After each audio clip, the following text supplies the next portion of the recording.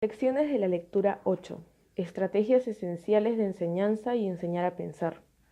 Esta lectura aporta mucho a los docentes, ya que propone desde el principio un ejemplo de una clase que me gustó mucho, que fue la de Terry, en la que se trabaja bastante el pensamiento crítico de los estudiantes y se observa cómo es que ellos van profundizando cada vez más en el tema, ya que Terry les va preguntando cosas puntuales para ver si es que ellos de verdad han comprendido el texto que les ponen en las diapositivas, ¿no? Y se nota que los estudiantes están muy interesados y que cada vez van descubriendo más cosas, y es porque Terry los motiva y los sigue motivando a que participen. Este ejemplo de clase ideal podría favorecer mucho y aportar bastante a los docentes, ya que este es el modelo de clase al que debería uno llegar y que es complicado, porque yo recuerdo cuando di una clase de historia del cristianismo y en el que también se incluían otros tipos de historias sobre... Recuerdo que en ese momento trabajábamos el neoliberalismo y el comunismo, pero dentro de lo que afectaba a la religión o al cristianismo en cierto tiempo. Y era muy complicado para mí hacer que los estudiantes, porque eran en ese momento de bachillerato, entiendan los conceptos, porque es cierto que ellos entendían superficialmente la teoría que estábamos viendo, pero para que profundicen y vean cómo había influido de verdad en la iglesia, entonces eso era algo a lo que era difícil llegar y que necesitaba de estrategias yo para poder trabajarlo en clase. Entonces, ver esto siento que aporta mucho a los profesores. De otra parte, también siento que aporta a los docentes porque tiene como pasos, entonces el docente puede seguir estos para saber cómo dar una clase en la que se trabaja el pensamiento creativo. No es que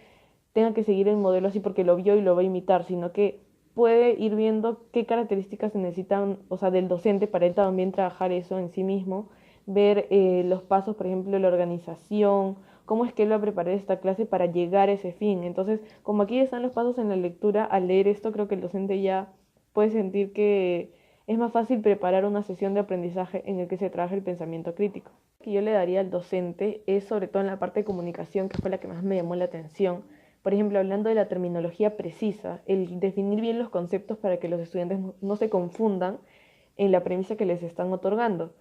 Y además también tener una clase guiada, que no sea descontinuada, sino que vaya desde un punto hasta el otro para descubrir lo más profundo del tema casi al final. Entonces de esta manera los estudiantes se sienten como guiados y de la misma manera tener como énfasis y señales de transición, que se observe cuándo es que ellos van a cambiar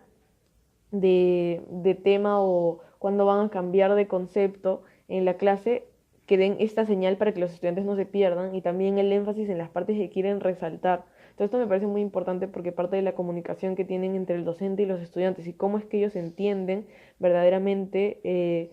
que tienen que pensar críticamente ciertos aspectos y que tienen que ir de cierta manera hasta llegar al fin. Otra sugerencia que le daría es que esté controlando continuamente, y esto se favorece con la práctica, que esté viendo qué alumnos siempre participan para darle oportunidad también a otros estudiantes, y además tener siempre un tono emocional positivo, que haga recordar a los estudiantes que lo que dicen, aunque puede ser equivocado, no tiene que ser como un error fatal, sino que es parte del aprendizaje de ellos mismos y que pueden seguir participando y que pueden aprender más de esa manera. Esto ha aportado mucho a mi formación como docente porque a mí me gusta mucho la idea de trabajar el pensamiento crítico en clase